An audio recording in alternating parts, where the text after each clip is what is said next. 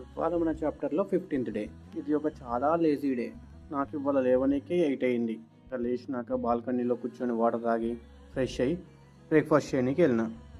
ఇవాళ మన బ్రేక్ఫాస్ట్ ఇడ్లీ సాంబార్. ఇవాళ రిపబ్లిక్ సందర్భంగా స్నాక్స్ ఇచ్చారు. అవి తెచ్చుకొని రూమ్లో తిందాం అనుకున్నా. మనం డైట్లో ఉన్నాంగా, జంక్ ఫుడ్ నాట్ అలౌడ్.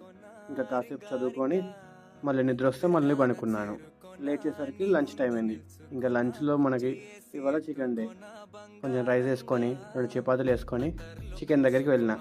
వాడు 4 పీసులు వచ్చినా కానీ ఒక పీస్ అందులో వేసి 3 పీసులు వేసిండు. ఇంకేదో పెద్ద ఫేవర్ చేసినట్టు కొంచెం సూప్ పోసిండు.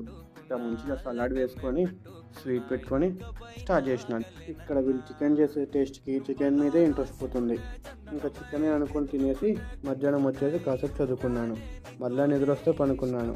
ఇలా కాదని కాసేపు సైట్ సీయింగ్ కోసం పక్కనే ఉన్న బ్రిడ్జ్ మీదకి వెళ్ళాం.